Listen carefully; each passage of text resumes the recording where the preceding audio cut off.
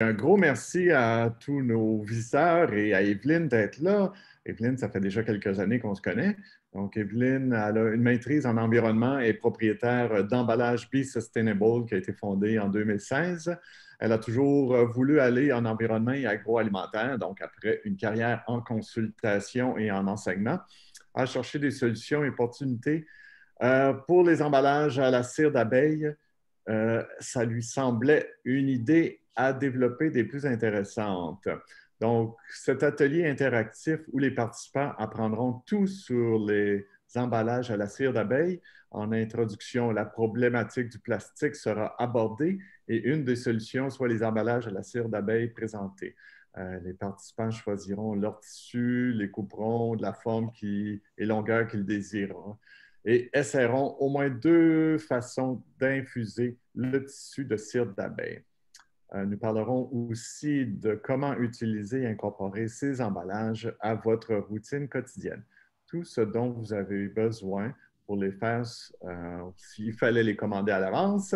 Donc, si vous avez du tissu en coton 100%, que vous voulez transformer en emballage et un fer à repasser, apportez-les. Donc, merci beaucoup, Evelyne. Et là-dessus, je te laisse la parole.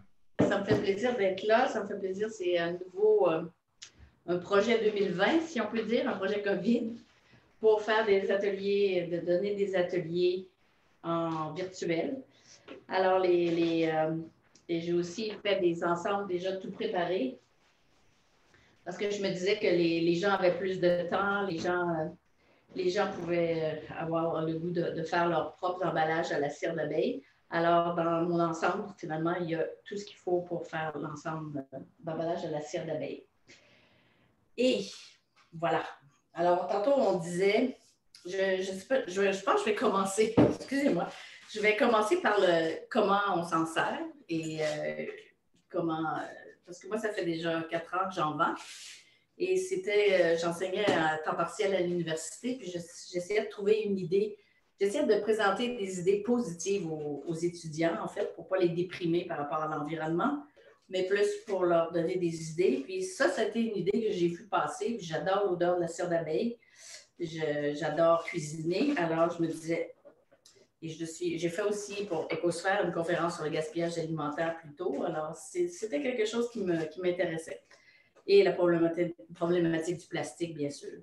Alors, les emballages à la cire d'abeille peuvent servir pour couvrir un bol, comme on voit ici, puis tout nouveau et tout raide. Alors, moi, je tourne comme ça ici pour m'assurer que c'est bien collé sur le bol. Alors, je vais pouvoir renverser le bol.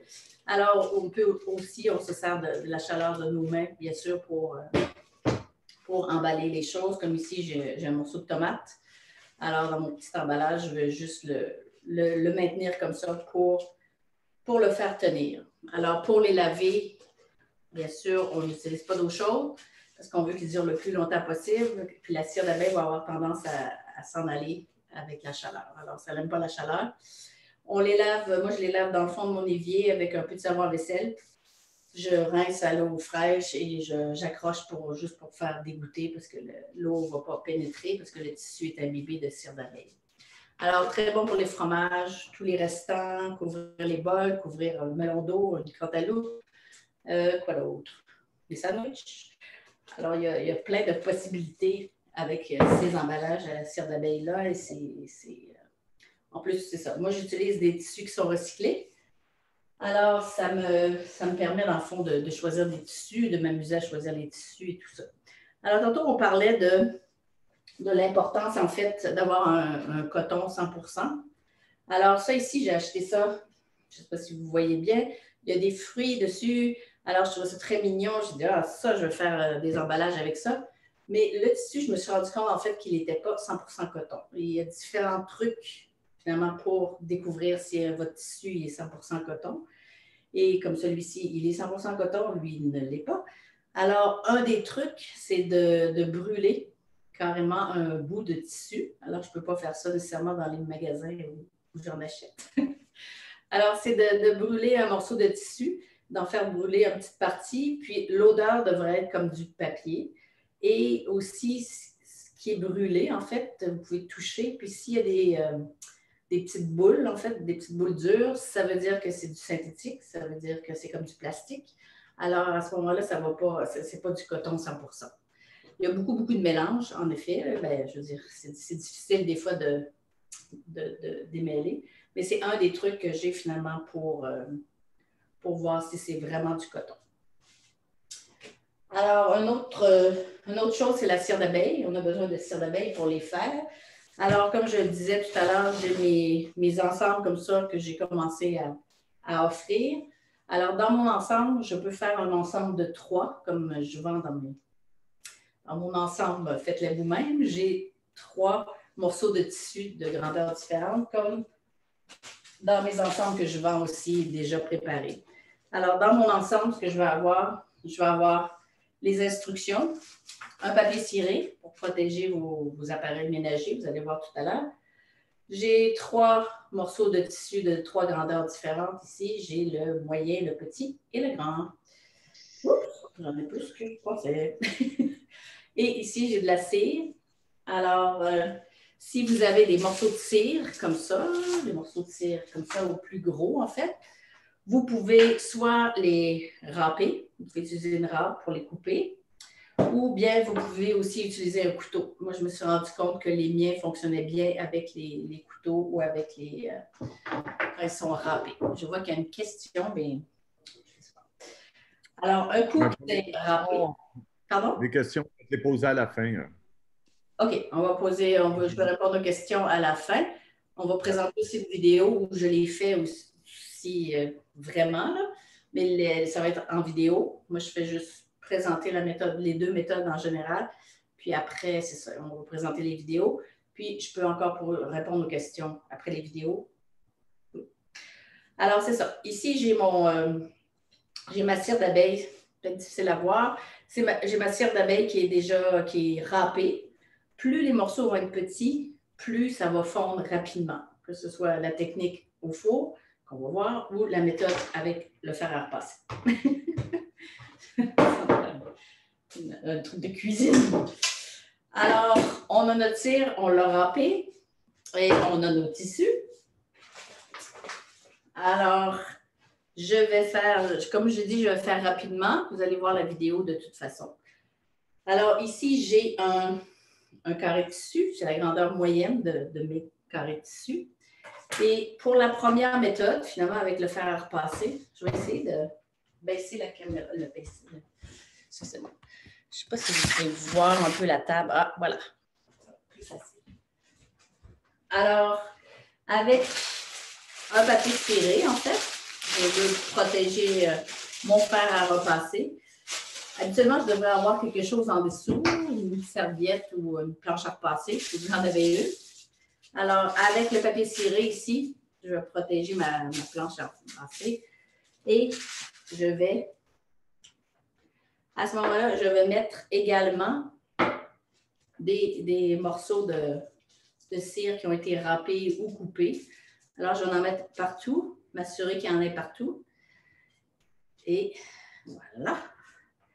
Et après ça, je vais prendre mon papier ciré. Je vais le remettre par-dessus comme ça. Alors, ça, c'est pour m'assurer qu'il n'y ait pas de cire finalement fondue qui se retrouve sur le fer à repasser. Et vous allez juste repasser tranquillement avec un fer à repasser à une chaleur au moins, une des plus... la chaleur maximale, je dirais, là, sur votre fer à repasser. Je connais vraiment pas les fers à repasser. Je déteste le passer.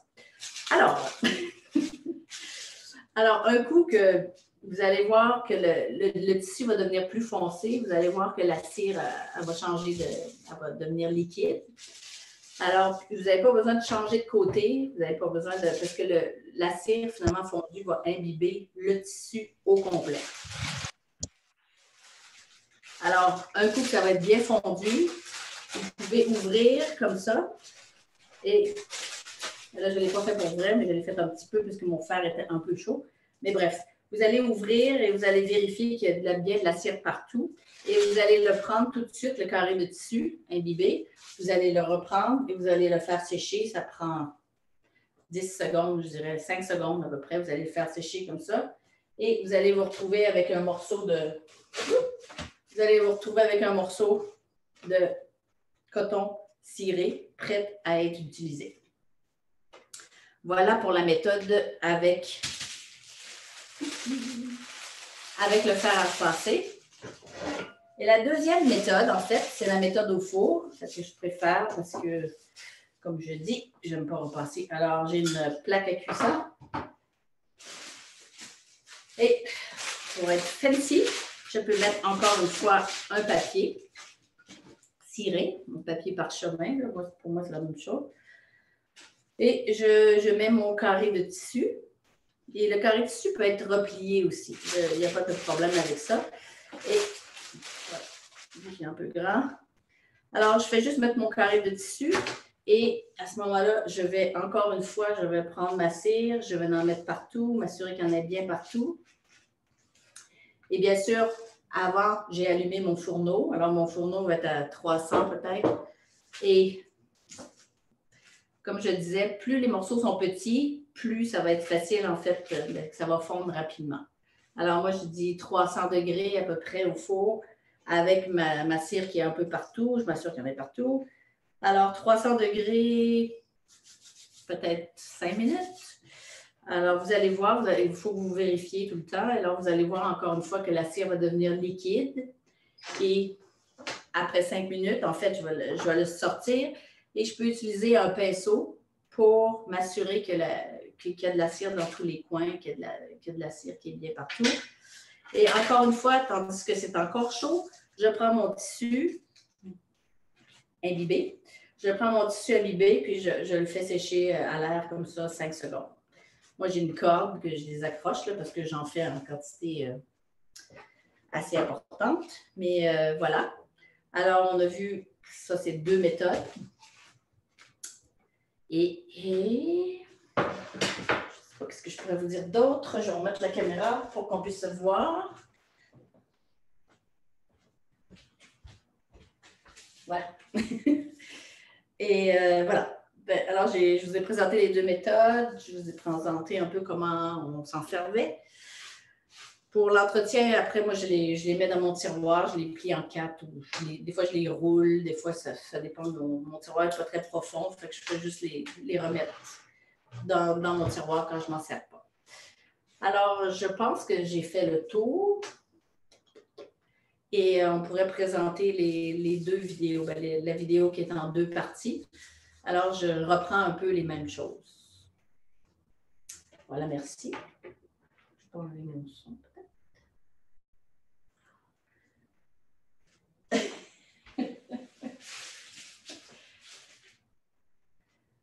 J'entends pas le son. Oh mon Dieu Seigneur.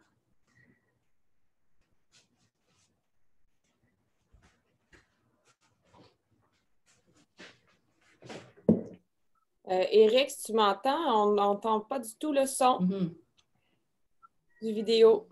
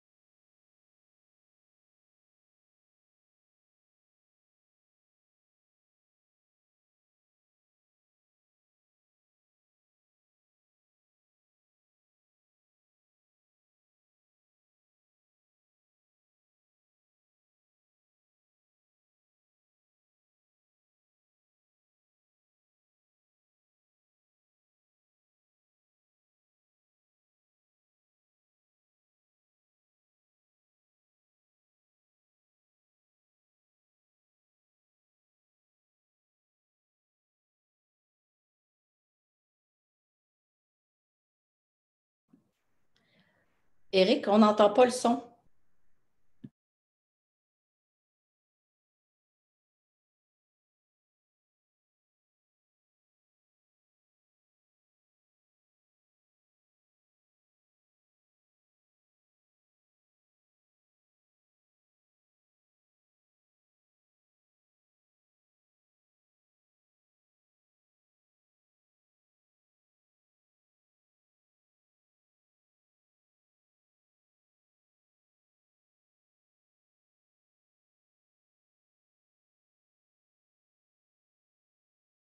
Activer mon son.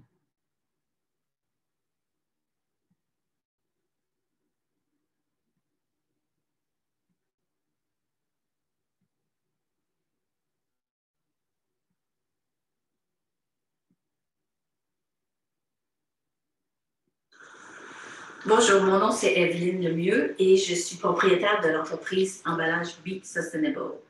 J'ai participé à la foire Écosphère. D'ailleurs, je veux remercier la foire Écosphère de m'inviter à vous présenter un atelier sur comment faire vos propres emballages alimentaires.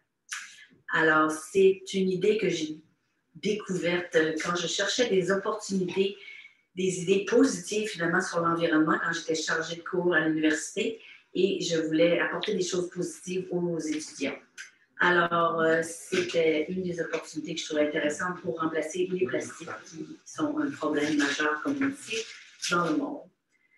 Alors,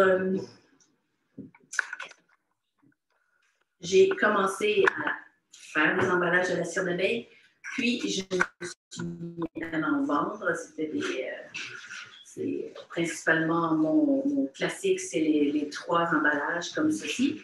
Et c'est ce qu'on va apprendre à faire ici dans l'atelier. Alors, c'est 20, 25 et 30 cm² ou 8, 10 et 12 pouces carrés qu'on va fabriquer ensemble. Alors, je vais vous montrer 2 méthodes différentes et vous devriez avoir reçu en premier votre faites-le vous-même, comme on dit en anglais. Alors, vous devriez avoir reçu votre ensemble. Et dans l'ensemble, qui est un ensemble zéro déchet d'ailleurs, comme je vais vous montrer, vous avez les 3 grandeurs, les 3 grandeurs dont je vous ai parlé. Je ne sais pas si tu les vois. Alors, ici, dans l'ensemble, j'ai mis 3 carrés de coton que vous devriez avoir lavés selon les instructions que vous avez reçues avant l'atelier virtuel.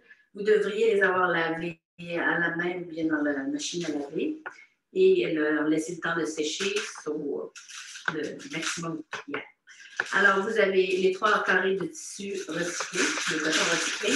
Vous avez un grand morceau de papier ciré pour protéger les surfaces et le fer à repasser, tout dépendant des méthodes que vous allez utiliser. Alors, dans l'ensemble aussi, faites-le vous-même, vous avez 60 grammes de cire d'abeille et vous devriez avoir peut-être un ensemble, un petit bonus pour rafraîchir les ensembles que vous avez peut-être déjà ou pour ceux que vous allez faire aujourd'hui. Alors, il y a une autre façon de se préparer aussi pour l'atelier, c'est que vous auriez pu avoir déjà râpé ou coupé la cire d'abeille. Tu montes la table, non? Alors, ici, j'ai mon morceau de cire d'abeille, en fait, que je peux râper. J'utilise ma râpe pour avoir des morceaux petits pour pouvoir les fondre avec le fer ou avec le fourneau. Ou vous pouvez utiliser, si vous préférez, un couteau. Et comme vous pouvez voir, je porte un sarrau parce que la cire, c'est un peu... ça fait des dégâts. Alors, voilà. Alors, avec le couteau, ça fait des morceaux un peu plus gros. C'est pourquoi je préfère avec une râpe. Et la râpe, vous pouvez la mettre, s'il n'y a pas de plastique, vous pouvez la mettre au four pour enlever la cire après. Ou vous pouvez essayer l'eau bouillante aussi également.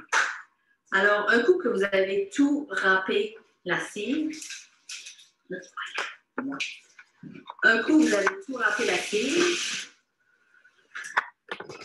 regarde-moi. Alors, vous prenez votre...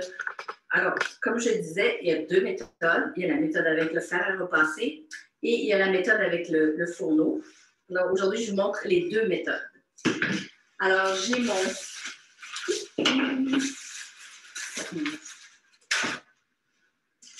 mon morceau de papier ciré que j'ai déplié et que je vais replier en deux. Alors, voilà. Alors, mon morceau de papier ciré, je vais m'arranger pour qu'il recouvre complètement mon tissu. Mais avant, bien sûr, je vais prendre ma cire que j'ai râpée et je vais l'étendre sur mon carré, mon premier carré de tissu, qui est le plus grand que j'ai pris cette fois-ci. Alors, je vais étendre. Il faudrait vraiment qu'il voit. Je ne sais pas si vous pouvez voir. Je vais vraiment étendre uniformément la cire sur mon carré de tissu.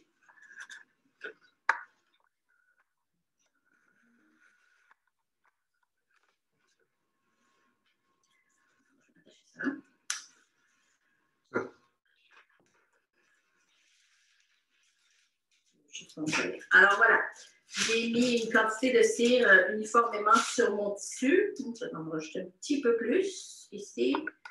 Ça. Alors, je vais remettre le papier ciré par-dessus parce que je veux protéger mon fer à repasser. Alors, voilà. Et maintenant, je vais prendre mon fer à repasser. Okay. Alors, je vais juste aller doucement passer avec mon fer chaud pour faire fondre la cire. Et la cire va infuser des deux côtés, elle va imbiber les deux côtés, alors on n'a pas besoin de repasser d'un côté et de l'autre côté. Alors, c'est là que ça serait fun d'aller plus vite. Bref.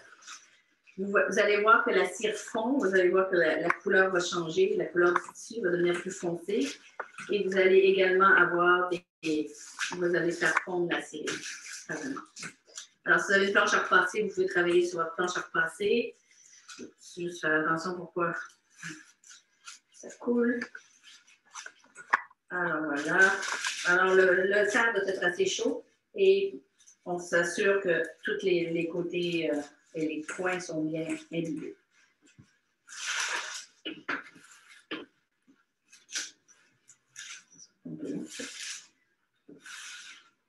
Alors, si vous voyez que vous manquez de cire d'abeille, vous pouvez en ajouter un peu.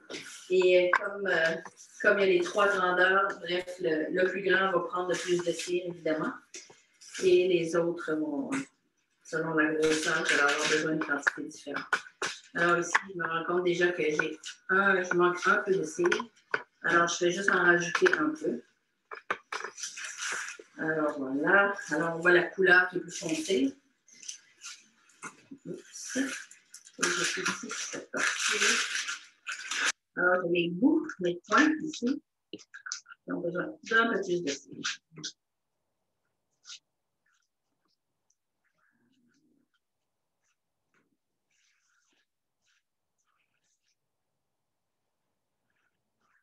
Alors voilà, mon tissu est bien imbibé, la cire est bien fondue. Alors, j'enlève tout de suite mon papier ciré. Oups. Et je détache le tissu du papier ciré pour le faire sécher. Alors, je peux le faire sécher à l'air comme ça. Je peux l'accrocher sur une corde. Je peux juste le... Combien de temps? Ça va prendre à peu près 10 secondes avant que le tissu soit sec en tant que tel. Alors, vous pouvez prendre vos deux autres. Vous pouvez prendre vos deux autres carrés, ça, et on va faire la même opération pour les deux autres carrés. Alors, ici, on a terminé avec la méthode avec le fer. Vous voyez, ici, on a déjà la texture voulue pour l'emballage à la cire d'abeille pour mettre par-dessus. Celui-ci peut servir pour mettre par-dessus un bol, etc. Alors, on a notre premier. Maintenant, je vais passer à la méthode au four. Alors, pour faire la méthode au four, ce qu'on a besoin, on va avoir besoin de notre cire, coupée en petits morceaux ou râpée. J'ai une plaque à biscuits. Ouais, la cire. Oui. OK. J'ai la plaque à biscuits ici. La plaque de silicone. Et j'ai encore mon papier ciré. Alors, c'est surtout pour protéger la plaque de silicone pour pas que... Alors, je prends mon tissu. Je vais faire le grand encore une fois. Je vais faire le même grand, disons. Alors, ici, on voit que mon tissu va dépasser mon papier ciré. Alors, je vais le replier en deux. Il n'y a pas de problème pour le plier en deux. Et je vais mettre la cire encore une fois. Et maintenant, je n'aurai pas besoin de mettre le papier ciré par-dessus puisque je vais le mettre au four et ça va fondre directement. Tel que mentionné dans les instructions, il y a le petit pinceau qui est optionnel, mais qui peut être bien pratique pour bien étendre la cire un coup qu'elle va être fondue. Alors, je vais mettre mon emballage avec ma cire dans le fourneau à 275 degrés Celsius, Fahrenheit. Il est déjà au four, il est déjà prêt. De faire me suivre. Soyez toi. Non, je me suis. Je vais mettre mon emballage au four. Attends, non. Il faut que c'est le zoom. OK, là. Alors, de 5 à 10 minutes. Ici, moi, je n'ai pas de lumière, malheureusement. Alors, je ne peux pas vérifier, mais on vérifie une fois de temps en temps, voir si la cire est bien fondue. Et là, je vais aller sur merci. Excusez. Okay. Je vais aller chercher mon pinceau pour bien étendre le tout. Il va falloir que tu m'attendes. Le focus là-dessus, je ne sais pas.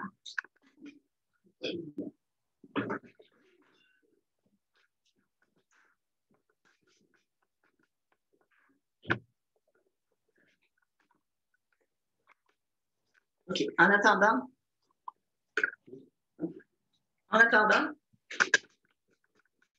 aussi, je voulais vous expliquer juste comment, avec les deux méthodes, une méthode ou l'autre, vous pouvez, avec le petit morceau de cire, vous pouvez juste, encore une fois, le râper ou bien le couper, les petits bonus que vous avez eus, et reprendre un emballage à la cire d'abeille que vous avez déjà, et que vous trouvez qu'il manque un peu de cire. Alors, vous pouvez juste reprendre le même et soit utiliser la méthode avec le fer à repasser ou la méthode avec le fourneau. Alors, vous mettez un peu de cire et vous faites fondre la cire pour pouvoir rafraîchir ou récupérer finalement vos emballages à la cire d'abeille. Et au bout de 2 ou 3 fois de ce rafraîchissement-là, en fait, il ne fonctionne plus tellement. Alors, il y a moyen dans plusieurs endroits, finalement, de les composter, parce qu'ils sont vendus comme une matière alimentaire. Et c'est du coton et de la cire, alors c'est des choses qui sont compostables. Alors, on va aller jeter un coup d'œil dans le fourneau. Ça fait maintenant 5 à 6 minutes. Alors, on voit que ça a tout fondu. Je vais m'assurer que la cire va bien s'étendre.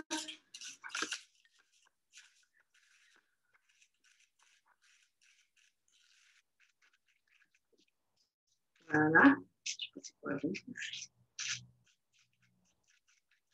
Et alors, encore une fois, je vais l'enlever assez rapidement pour le faire sécher à l'air. Comme ceci.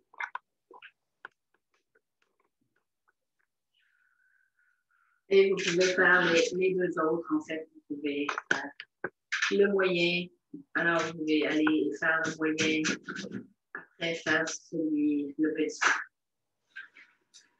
Alors, ici, je voulais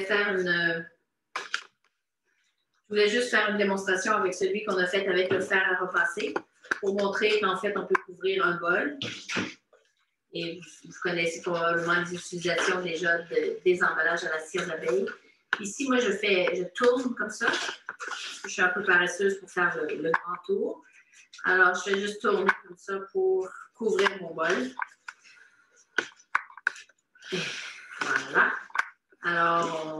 les emballages peuvent être utilisés pour le fromage, les restants de fruits, de légumes. Moi, je me mets même les oignons, même si sandwich oignon. Et même si, oui, j'allais dire qu'on ne peut pas les laver à l'eau chaude, en fait. On les lave à l'eau tiède ou à l'eau fraîche, comme vous avez pu voir, parce qu'on ne veut pas faire fondre la cire. Et on peut utiliser du savon à vaisselle sans problème. Alors, voici, mon bol est bien couvert. Et vous avez terminé. Vous allez pouvoir maintenant faire, avec l'une ou l'autre des méthodes, vous allez pouvoir faire un ensemble d'emballage à la cire d'abeille. Vous pouvez commander d'autres ensembles pour en refaire. Vous pouvez commander de la cire. Alors, je vous invite à m'écrire sur ma page Facebook, qui est Emballage Be Sustainable. Et pour mon adresse courriel, c'est Eveline, Eveline 0507 @hotmail.com. Alors, merci beaucoup et à la prochaine. C'était pourquoi un tissu 100% coton? OK, ben, c'est ça que je répondais un peu. Il y a aussi en lin, il y a des gens qui en font aussi en lin. Mais la principale raison, c'est parce que les tissus à base de pétrole, comme, ils vont comme plus rejeter la cire, ils ne vont pas l'absorber aussi bien que le coton, en fait, ou le lin, des tissus, des fibres naturelles, finalement, qui vont avoir tendance à absorber la cire. Les autres, ils ne vont pas vraiment les conserver. J'imagine, si tu ne veux pas mettre des aliments avec des produits à base de pétrole. Oui, il y a ça aussi, là. C'est vrai que c'est recouvert de la cire, donc c'est peut-être moins pire. Ouais. Le truc de réaction à la flamme est super bon. Donc, ça, c'est un commentaire. Ça, c'est le Éric, coton. ferme ton C'est justement pour voir si c'est du coton ou non. Parce qu'à un moment donné, avec ma mère qui a toujours cousu, là, mais elle, c'était si ça froisse, c'est du coton. Mais il y a tellement de mélange de coton et synthétique que des fois, c'est vraiment pas évident de le savoir. Fait que la technique, le truc finalement avec enflammer un petit bout de tissu, c'est bon pour ça parce que tu as vraiment le feeling, le tissu qui est en coton. Finalement, ce qui est brûlé, ça va juste s'en aller comme ça. Ça va être. Tandis que les autres, ils vont vraiment avoir des petites boules synthétiques, mais tu sens que c'est du plastique. C'est dur, comme du plastique. On avait une question de Sylvie. Est-ce que c'est important que la cire d'abeille soit bien clarifiée? Parce que j'ai un fournisseur, finalement, que c'est vraiment un tout petit producteur. Lui, il a fait ça pour quand il a eu sa retraite, quand finalement il est parti à sa retraite. Il y a eu des abeilles. Puis là, ils ont terminé, là, parce qu'il est rendu à 80 ans. L'année passée, il a arrêté. Il dit, Eveline, je suis désolée, mais tu n'auras plus de cire. Mais c'est arrivé des fois où j'avais de la cire avec des abeilles dedans. Des abeilles mortes. J'avais des morceaux d'abeilles, beaucoup. Fait que c'est sûr que si tu utilises comme un tissu plus pâle, là, ben, ça va apparaître. Ça va paraître. Mais c'est pas poison, c'est pas toxique. Mais c'est ça, c'est juste, finalement, c'est plus pour l'esthétique, là, comme si j'ai un tissu blanc comme ça dans un de mes ensembles. Ben, si le tissu est trop, si la cire est trop, elle contient trop de particules, ça ne sera pas très beau. Puis il y a aussi le fait que la cire, je ne connais pas beaucoup la cire, là, mais l'apiculture ou quoi que ce soit, mais il y a une période de l'année où la cire va être plus jaune, une autre période de l'année que la cire va être plus foncée. Fait que c'est vraiment, puis il y a beaucoup de demandes au niveau des gens qui font des chandelles, par exemple. Ils vont demander beaucoup la cire qui est très jaune, ils ne veulent pas avoir la cire plus foncée. Fait que c'est selon les fournisseurs, c'est ça dépend de qu'est-ce qui est disponible souvent. Ben oui. Je viens de vous montrer une belle chandelle d'un de nos exposants, Champ de miel. Il n'est pas dans la foire virtuelle, mais oui, ben, j'en achète des fois de la cire à lui. Okay. Puis j'imagine aussi la couleur change à cause des plantes, des saisons, du pollen qui ramasse, des choses comme ça. Ensuite, Marie-Soleil, que doit-on éviter de mettre en contact avec ce type d'emballage? Oh, c'est une bonne question. Merci, Marie-Soleil. Je l'inscris aussi sur mon étiquette ici, là, mais c'est vraiment pas de poisson ou de viande crue. Parce que on ne peut pas les laver à l'eau chaude, alors on ne peut pas vraiment les désinfecter, là. Alors, c'est vraiment à éviter tout ce qui est viande et poissons crus. Mais c'est ça. C'est un coup cuit, ça va. Là. Il n'y a aucun problème si vous avez un sandwich ou un restant de porc ou quelque chose que vous voulez emballer qui est déjà cuit, il n'y a pas de problème, mais pas de viande ou poisson cru. Okay. Hier, on a eu la chance d'avoir Evelyne Charuet, qui est la journaliste qui a fait les documentaires sur Ma vie sans plastique. Puis justement, elle parlait des emballages à cire d'abeille. Puis elle disait, c'est ça, les laver à l'eau tiède pour pas, parce que sinon, à l'eau chaude, ça va faire fondre la cire, etc. Donc, c'était encore une autre belle conférence. Merci beaucoup, Evelyne, parce que ça met fin à la période de questions. Ça a été vraiment apprécié que tu sois là. Puis au plaisir de te revoir en vrai en 2021. Espérons que tous nos problèmes de pandémie vont être réglés. Oui, merci beaucoup. Oui, puis j'invite tout le monde aussi à aller visiter nos conférences aussi vont être en ligne, disponibles jusqu'au 23 décembre. Donc, si vous avez manqué des informations, vous pouvez toujours aller revoir. Donc, un gros merci à tout le monde d'avoir été là. Puis je vous souhaite une belle fin de journée. Un beau Noël qui va être probablement pas sous la neige avec les chaleurs qu'on annonce cette semaine. Donc, bonjour à tous. Après, il peut faire moins 50. Alors, visitez ma page Facebook. Ça va me faire plaisir. Ouais. Bon, à bientôt. Merci. Au revoir. Bye bye.